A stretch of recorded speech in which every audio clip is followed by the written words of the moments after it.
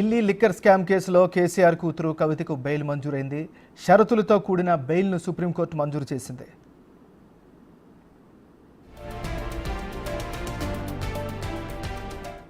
ఇక ఈ బెయిల్ మంజూరుకి సంబంధించి మరింత తాజా విశ్లేషణ అందించేందుకు రామకృష్ణారెడ్డి గారు, మాజీ అడ్వకేట్ జనరల్ మనతో పాటు లైవ్లో సిద్ధంగా ఉన్నారు.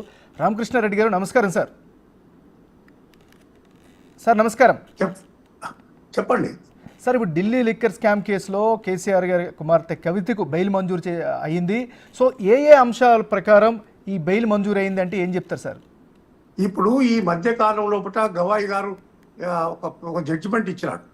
ఆ జడ్జిమెంట్ తోని సుప్రీంకోర్టులో బెయిల్ ఇచ్చేటువంటి ఒక టెండెన్సీ మార్పు వచ్చింది. అందులో విషయం ఏంటంటే ఈ రోజు కవిత గారికి బెయిల్ ఇవ్వడానికి ప్రధానంగా ఏమున్నదంటే, ఒకటి ఛార్జ్ షీట్ వేసినారు, రెండవది ఆమె మహిళ, మూడవది ఆమె ఫార్మర్ ఎంపీ. కనుక సుప్రీంకోర్టు ప్రిన్సిపల్ ఏంటంటే బెయిల్ ఇవ్వడానికి ఒక ఎవిడెన్స్ ట్యాంపర్ చేయకుండా, లేకుంటే ప్రాసిక్యూషన్ పారిపోకుండా ఉండాలి. కనుక ఇప్పుడు ఆమె ఏం చేసిందంటే, ఒక మహిళ కనుక ఫార్మర్ ఎంపీ కనుక ఆమె పారిపోవడానికి వీల్లేదు, ప్రాసిక్యూషన్ సహకరిస్తుందనే ఉద్దేశం ఉన్నది. రెండవది ఇంకోటి ఏంటంటే, ప్రధానంగా ఛార్జ్ షీట్ వేయడం వల్ల ఇక ఎవిడెన్స్ ట్యాంపర్ చేయడం అనేది ఉండదు. కనుక ఆ కండిషన్స్లో మిగతా వాళ్ళకు బెయిల్ ఇచ్చారు. అదే ఆ కండిషన్స్ మీద కవిత గారికి బెయిల్ ఇచ్చి మిగతా వాళ్ళకి ఏదైతే కండిషన్స్ ఇంపోజ్ చేస్తారో అవే ఇప్పుడు కవిత గారికి ఇంపోజ్ చేశారు. కనుక ఇప్పుడు సుప్రీంకోర్టు గత జడ్జిమెంట్ల ప్రకారంగా ఈమెకు బెయిల్ ఎంటైటిల్మెంట్ ఉంది కనుక బెయిల్ ఇచ్చినారు.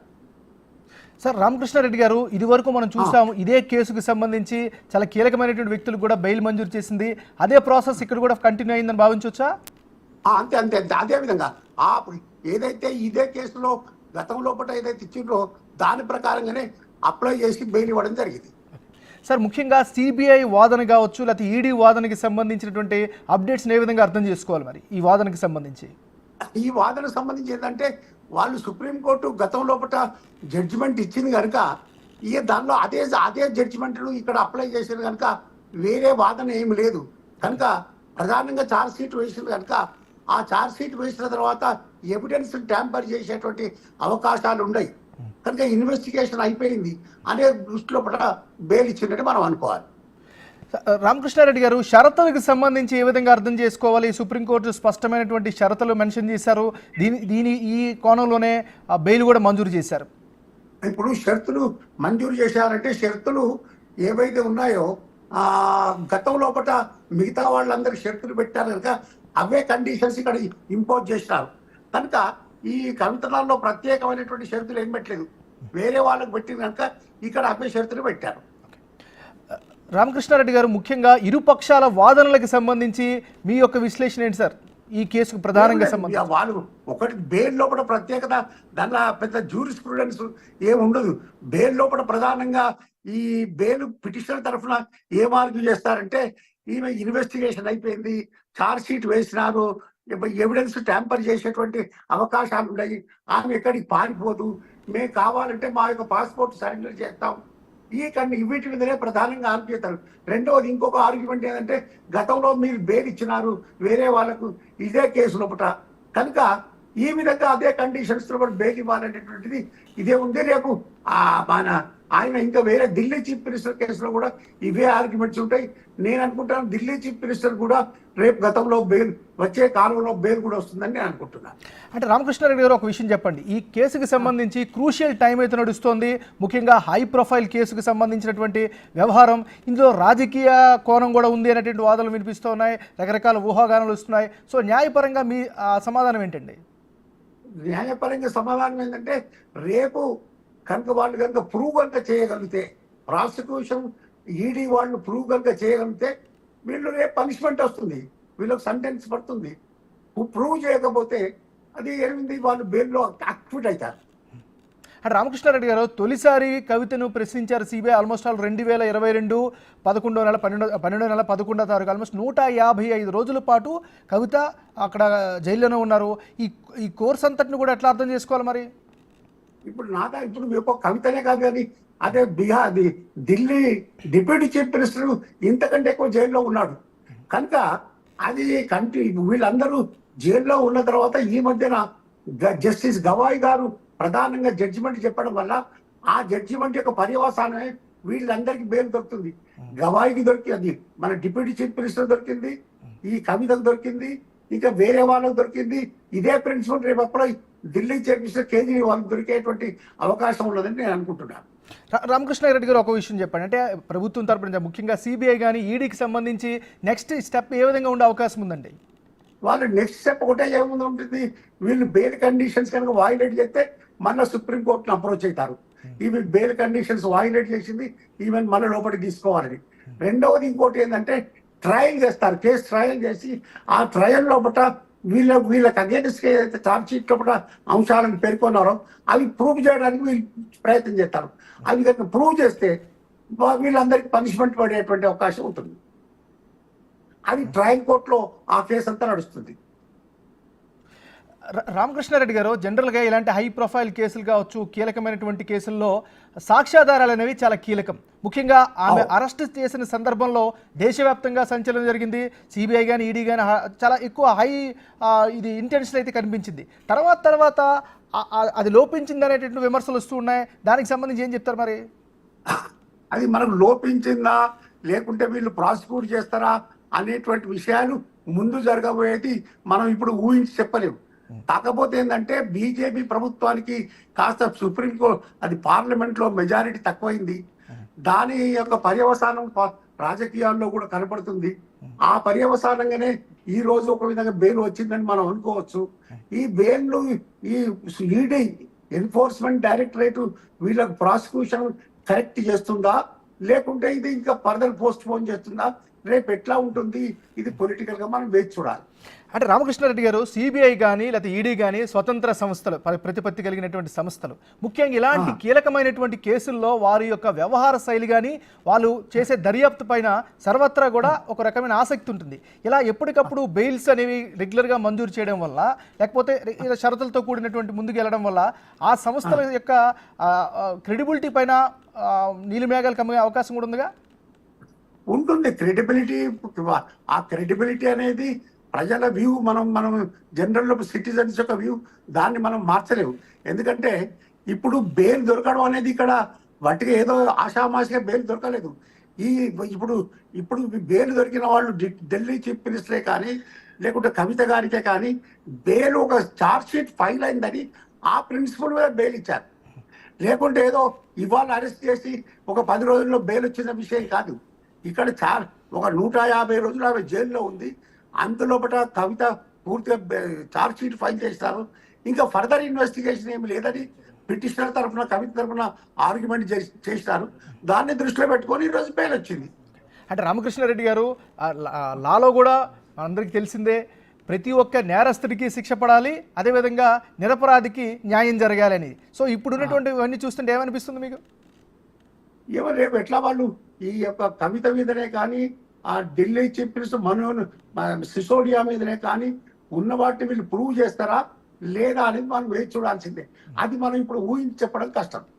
అంటే రామకృష్ణారెడ్డి గారు, ముఖ్యంగా ఈ కేసుకి సంబంధించి మనం చూస్తే ఇనీషియల్లో 100 కోట్ల రూపాయలు ట్రాన్సాక్షన్ జరిగాయని సిబిఐ కానీ ఈడీ కానీ ఆరోపించింది. సో ప్రధానంగా మరి ఎందుకు వాటిని నిరూపించలేకపోయింది? ఆల్మోస్ట్ 5.5 నెలల పాటు జరిగింది కదా. ఇంకా ట్రయలే మొదలు కాలేదు కదా. ట్రయల్ మొదలయ్యేది ఉంటే అది వాళ్ళు నిరూపిస్తారా లేదా అనేది ఆ ట్రయల్లో తెలుస్తుంది. ట్రయల్ కాకముందే మనం ఏ విధంగా చెప్పగలుగుతాం? అయితే ఇప్పుడు అంటే ట్రయల్ ఇంతవరకు కూడా స్టార్ట్ కాకపోవడాన్ని ఏ విధంగా అర్థం చేసుకోవాలి సార్? మరి అంటే అక్కడ వాళ్ళు ఈడీ ఎన్ఫోర్స్మెంట్ డైరెక్టరేటే కానీ అక్కడ కోర్టే కానీ వాళ్ళ బిజినెస్ ఏదైతే షెడ్యూల్ ఏదైతే ఏ విధంగా ఉన్నదో అది చాలా టైట్ గా ఉండొచ్చు. కనుక అందువరకే ఈ కేసుల్లో ట్రయల్ కాకుండా ఉండడానికి అవకాశం ఉంటుంది. ఒకవేళ రేపు షెడ్యూల్ ఇచ్చి ఒక ట్రయల్ డేట్ ఇచ్చి ట్రయల్ చేసేది ఉంటే అప్పుడు తెలుస్తుంది.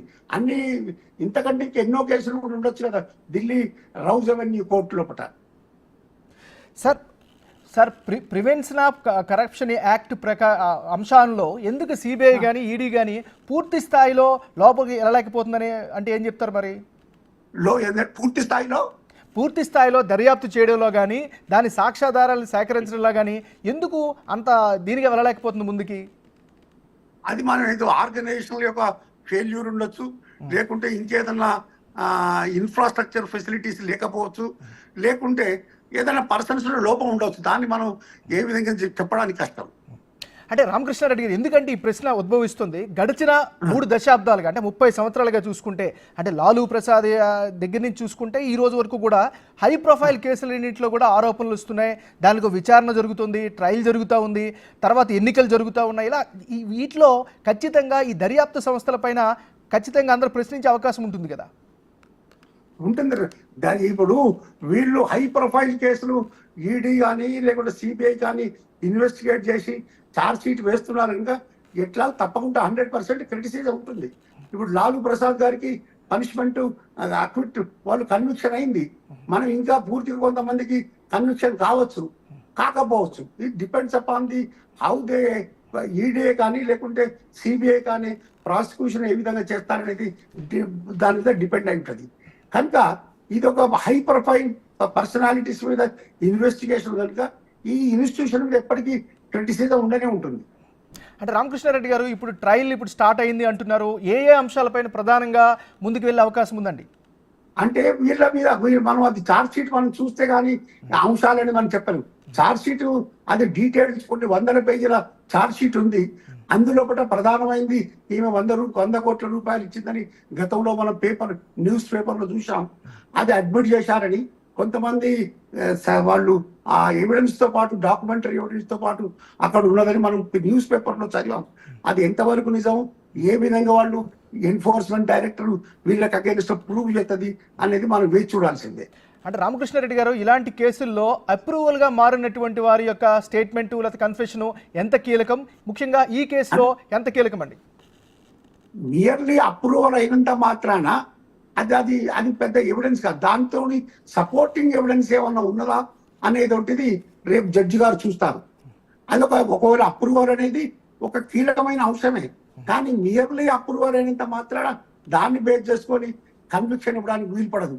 మిగతా సర్కమిస్టెన్సెస్, మిగతా అదర్ ఎవిడెన్స్ బేస్ చేసుకొని కేసు ముందుకు పోవడానికి వీలు పడుతుంది. అంటే రామకృష్ణారెడ్డి గారు బహుశా ఇప్పుడున్నటువంటి అందుతున్నటువంటి అప్డేట్ ప్రకారం బహుశా ఈరోజు సాయంత్రం కానీ రేపు కానీ కవిత అక్కడి నుంచి బయటకు వచ్చే అవకాశాలు కనిపిస్తున్నాయి. సో ఈ ప్రాసెస్లో ఏం జరుగుతుందండి?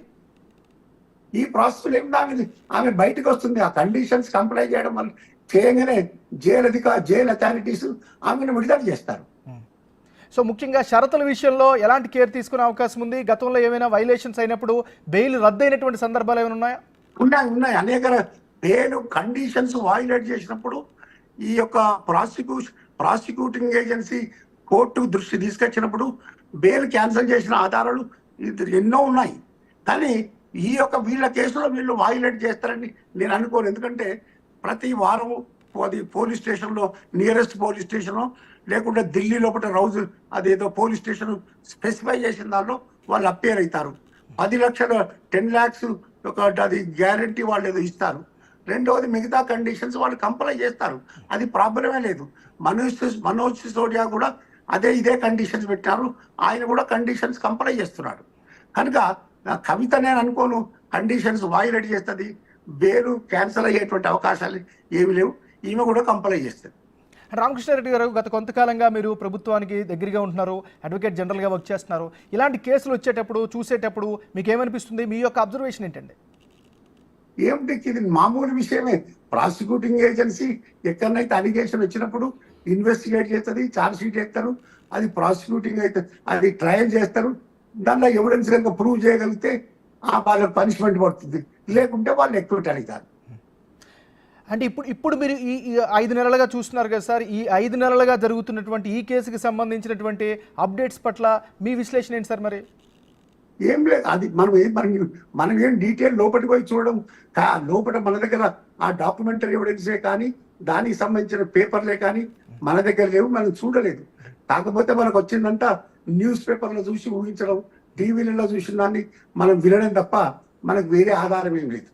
ఎందుకంటే రామకృష్ణారెడ్డి గారు, మనమందరూ కూడా ఇప్పుడు సోషల్ మీడియా, డిజిటల్ మీడియా యుగంలో ఉన్నాం కాబట్టి రాజకీయ పరంగా ఎన్ని విమర్శలు అవన్నీ చేసుకోవచ్చు, కానీ న్యాయపరంగా కొన్ని మౌలిక సూత్రాలు, కొన్ని ఫార్ములాలు ఉంటాయి కదా దానికి సంబంధించి. ఆ మౌలిక సూత్రాలను ఆధారంగా చేసుకునే ఈరోజు కవిత గారికి బెయిల్ వచ్చింది. థ్యాంక్ యూ రామకృష్ణారెడ్డి గారు.